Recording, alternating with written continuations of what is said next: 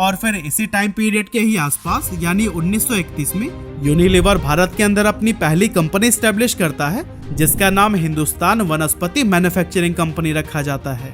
ये कंपनी डालडा नाम से वनस्पति घी बनाती थी, जो कि असली देसी घी का सस्ता अल्टरनेटिव था।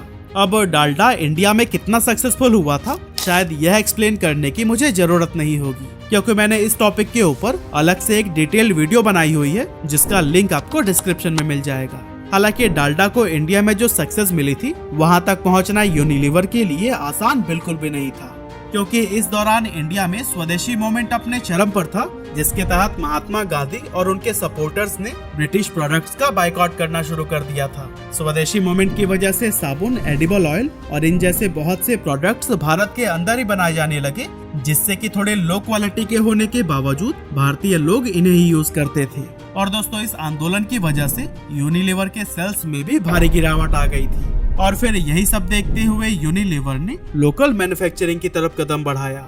मई 1934 में उन्होंने मुंबई के अंदर अपनी पहली सोप फैक्ट्री खोली, ताकि इंडिया में मैन्युफैक्चरिंग और एम्प्लॉयमेंट अपॉर्चुनिटीज देकर बायकॉट के इन्फ्लुएंस को कम किया जा सके। इसके अलावा इंडिया में लोकल मैन्युफैक्चरिंग शुरू करने का एक रीजन यह भी था कि ब्रिटेन से इंपोर्ट करने की वजह से इनके साबुन की कीमत काफी बढ़ जाती थी, और इस इम्पोर्टेड प्रोडक्ट को इंडिया के ज्यादातर लोग अफोर्ड नहीं कर पाते थे। इसीलिए यूनिलीवर ने इस स्ट्रैटेजी की मदद से देसी पहचान बनाने की कोशिश की, साथ ही कम कीमत में प्रोडक्ट उपलब्ध कराकर इसने एक लार्ज कस्टमर बेस को टारगेट किया, जो कि कंपनी के लिए काफी प्रॉफिटेबल साबित हुआ। इसके बाद 1935 में उन्होंने इंडिया के अंदर अपनी तीसरी कंपनी यूनाइटेड ट्रेडर्स लिमिटेड की शुरुआत की, जो कि कपड़े, मेटल और केमिकल्स का इंपोर्ट एक्सपोर्ट करती थी।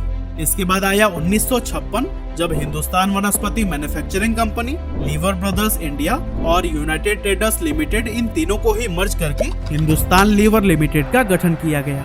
हालांकि जून 2007 में ये नाम बदलकर हिंदुस्तान यूनिलीवर लिमिटेड यानी कि HUL कर दिया गया था।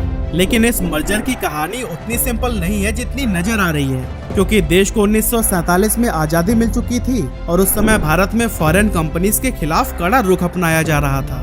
विदेशी ओनरशिप पर नए नियम और कानून लगाए जा रहे थे, जिसके चलते बाहरी कंपनियों को अपने ऑपरेशंस में कई सारे बदलाव करने पड़े। इसी से ही परेशान होकर यूनिलीवर ने इन तीनों कंपनीज को आपस में मिला दिया और हिंदुस्तान यूनिलीवर लिमिटेड में इंडियंस को 10% इक्विटी दे दी गई, ताकि कंपनी के ऊपर लगा विदेशी ओनरशिप का धब्बा हटाया जा सके।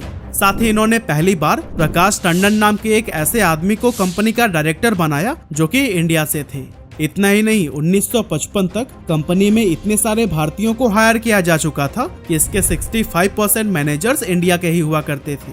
इस तरह से कंपनी ने एक इंडियन ब्रांड के रूप में अपनी पहचान बनाने की कोशिश की। और दोस्तों, इन्हीं सभी स्ट्रेटेजीज के चलते ही आज भी बहुत सारे ऐसे लोग हैं जो कि हिंदुस्तान यूनिलीवर लिमिटेड को एक इंडियन ब्रांड समझते हैं, जबकि आज भी यह यूनिलीवर PLC नाम की एक ब्रिटिश कंपनी की सब्सिडियरी है। खैर, वापस कहानी पर आए तो इन सभी स्ट्रेटेजीज की वजह से भारत HUL के लिए एक बहुत ही प्रॉफिटेबल मार्केट साबित हो रहा था, क्योंकि यहाँ कॉम्पिटिशंस बहुत कम थी और पॉसिबिलिटीज बहुत ही ज्यादा। इसीलिए कंपनी अब FMCG सेक्टर को टेक ओवर करने में लग गई। 1969 में इन्होंने सर्फ नाम से अपना वॉशिंग पाउडर बनाया, तो वहीं 1964 में अन्य घी और सनसिल्क शैम्पू को लॉन्च किया, और फिर 1966 तक ये बेबी फूड सेगमेंट में भी एंटर कर चुके थे।